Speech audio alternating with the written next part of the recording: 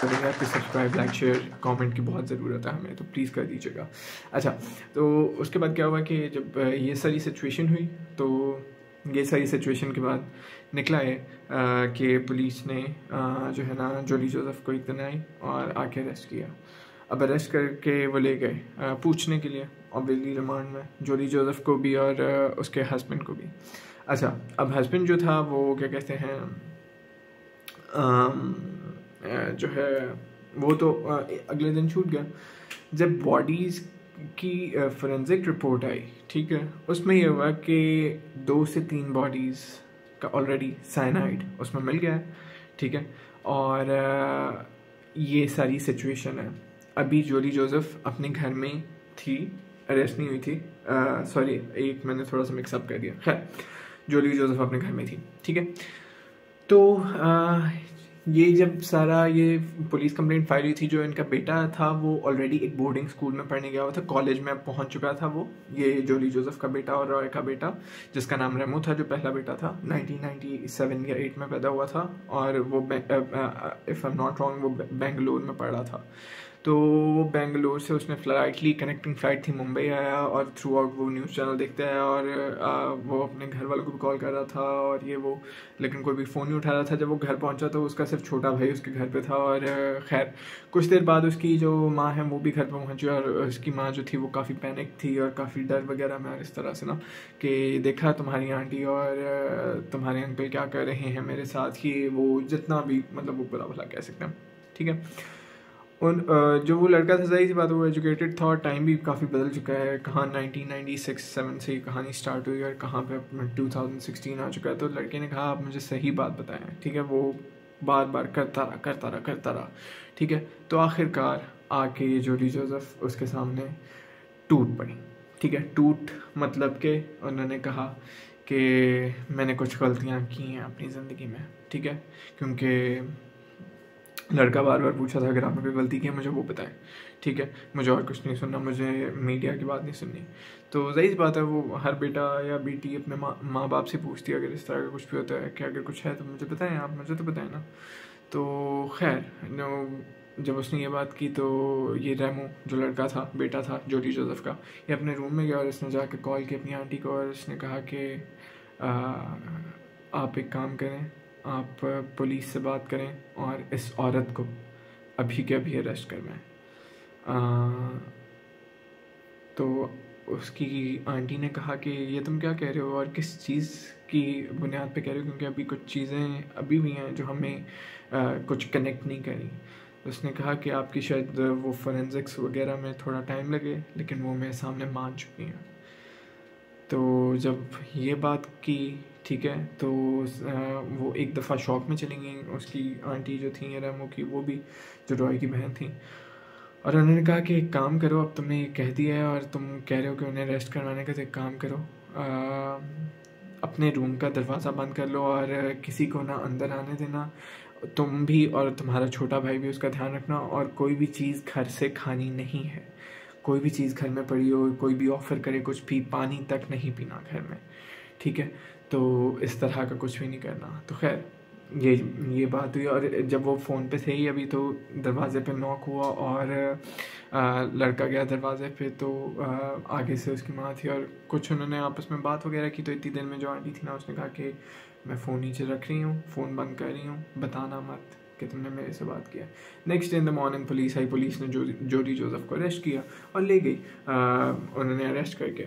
इसकी भी फुटेज हर चीज़ की अवेलेबल है। अच्छा जी, अब उन्होंने जो बॉडीज़ वगैरह निकाली सबको, और 3 को बॉडीज़ में वो ऑलरेडी क्योंकि वो कर चुके हैं उसे, लेकिन कई बॉडीज़ कुछ पुरानी हो गई हैं, तो उसमें इस चीज़ को पता लगाना भी मुश्किल है, तो उस चीज़ का ट्रायल चल रहा है। लेकिन 3 में वो ऑलरेडी क्या कहते हैं उनके कन्विक्ट हो चुके हैं। साइनाइड यूज़ हुआ हर डेथ में। अब साइनाइड कहाँ से आया, बड़े मजे की बात बताता हूँ। याद है आपको मैंने एक बात बताई थी स्टार्ट में कि उनका एक चक्कर चल रहा था एक और लड़के के साथ, ठीक है, वो काम करता था ज्वेलरी शॉप में, और वो जो ज्वेलरी शॉप में लड़का काम करता था, जब ये NIT का कह के जॉब करने जाती थी, तो इस ड्यूरेशन में जो है ना, इन्होंने पुलिस ने ये भी चेक करवाया वहाँ पे NIT, national institute of technology, वो कह के कि आपके पास कोई इस तरह का जो है कभी टेम्प्रेरी बेसिस पे या वैसे डेली वेज बेसिस पे या वैसे कोई टीचर प्रोफेसर आई हैं आपके पास। तो उन्होंने कहा नहीं, आज तक कोई भी यहाँ पे इस तरह का इंसान काम नहीं करता था। उनके पास प्रॉपर ऑफिशियल कार्ड था। तो खैर वो कहानी, वो कितने घंटे कहाँ पे जाती थी कुछ पता नहीं लगा। खैर वो जो ये कज़न था वो भी अरेस्ट हुआ। और जो साइनाइड होता है ना, वो इनके पास ज़रूर होता है। जो ज्वेलर्स वगैरह होते हैं, ये गोल्ड में उससे उसकी साफ़ सुथरा करने के लिए उसे जो है काफ़ी चीज़ों के लिए यूज़ किया जाता है। तो वो कुछ लोग थे जो जिन्हें नहीं पता था मे बी इस तरह से कि वो किस तरीके में यूज़ हो जाएगा, लेकिन शायद पता भी हो। तो खैर पुलिस ने उन्हें भी अरेस्ट कर दिया। फिर जोरी जोसेफ को लेके गए उसके घर पे, उसी वाले घर पे जहाँ पे वो रह रही थी काफ़ी टाइम से, जहाँ पे हस्बैंड भी था। तो और जहाँ पे उनका वो प्रॉपर एक घर था, वहाँ पे पुलिस लेके गई। और पुलिस ने वहाँ पे जाके जब रेड किया तो वहाँ से कुछ देर के बाद जब पुलिस निकली तो वहाँ से उन्हें एक एविडेंस मिली, और वो थी एक बॉटल थी जिसमें कुछ पाउडर सा था। और पुलिस ने आके मीडिया पे कहा कि हमें लग रहा है कि जो है ये वही साइनाइड है। तो जब वो फॉरेंसिक्स में गए तो वो चीज़ साबित हो गई कि वो साइनाइड पाउडर था। ठीक है, अब हुआ ये, जोली जोसेफ अभी भी एट द मोमेंट 2 चीज़ों में तो कन्विक्ट हो चुकी हैं, 2 मर्डर्स में कन्विक्ट हो चुकी हैं। और ऑलरेडी क्या कहते हैं, उन पे काफ़ी सारा जो है प्रेशर वगैरह भी है, वो जेल में है। और साथ में वो जो दूसरा ज्वेलर था कज़न, वो नहीं जो हस्बैंड बाद में बना था, जो वेल ऑफ था, उसका लेना देना नहीं हो सका, पता पीछे क्या करती है। उसने तो खुद अपनी बेटी और अपनी बीवी भी खोई। अब पता नहीं वो उसका कुछ था बीच में, नहीं था, ये भी कुछ समझ नहीं आ रहा अभी तक। 2023 हो गया, 2016 में ये कहानी रैप अप हो गई थी। ठीक है, तो क्या कहते हैं, जोली जोसेफ जो है, और वो जो गोल्ड की शॉप में जो लड़के का कज़न काम करता था जिसने ये सारी चीज़ें प्रोवाइड की थी, वो भी अभी तक जेल में है। और इट्स बिन 2016 से लेकर अभी तक, खुद ही देख लें 6-7 साल हो गए और वो जेल में है। और ये केस अभी चल रहा है, ट्रायल चल रहे हैं। कुछ चीज़ों में वो कन्विक्ट हो चुके हैं, कुछ चीज़ों में अभी भी कन्विक्ट नहीं हो सकें, जस्ट बिकॉज क्या कहते हैं, जो बॉडीज़ जो हैं उन्हें, क्योंकि ये क्रिश्चियंस थे, दफनाया था उन्होंने बॉडीज़ को। ठीक है, तो वो बॉडीज़ डिकम्पोज हो जाती हैं। ठीक है, और जब डिकम्पोज हो जाती हैं तो आपको नहीं पता लगता कि उसमें क्या चीज़ यूज़ हुई क्या नहीं हुई। ठीक है, तो खैर ये सारा हुआ इसमें। उसके बाद ना जेल से कॉल आनी स्टार्ट हो गई। जो बेटा था रेमो, उसे जो ये आंटी थी, आंटी गई उनके घर पे बहुत अगली ही सुबह जब वो अरेस्ट होगी ना, तो काफ़ी मीडिया वगैरह था उधर, तो वो मीडिया वाले तंग कर रही है वो, और ऐसे काफ़ी सारा ना वहाँ पे इशू, ये पूरा एक इंडिया का एक नेशनल इशू बन चुका था। खैर शाम के टाइम तक वो वहाँ पे आसपास रहीं। शाम के टाइम में ना उन्होंने क्योंकि कहा कि ना अचानक ही ना बहुत ज़्यादा बारिश स्टार्ट हो गई। ठीक है, बहुत ही ज़्यादा बारिश स्टार्ट हो गई। तो जब वो बारिश स्टार्ट हुई तो इन्होंने कॉल की और इन्होंने कहा कि एक काम करो, तुम और तुम्हारा जो छोटा भाई है उसके कपड़े जल्दी से पैक करो और मैं वेट कर रही हूँ, तो आ जाओ और हम लोग जो है ना चलते हैं। तो वो उन्होंने लिया और वो अपने साथ ले गई उन्हें, जो कि बहुत अच्छी बात थी, अपने अपने घर। ठीक है, तो अब जो जोली जोसेफ है वो बार बार कॉल करके जो है ना अपने बेटे को कहती रहती है, इन्होंने गलत किया, ये किया, वो किया, तो उन्हें कहो कि ना वापस लें कंप्लेन, ये करें वो करें। तो बेटे ने नहीं किया और बेटा जो है अपनी आंटी को ये सारी चीज़ें बताता रहा बार बार कि इन्होंने ये किया वो किया।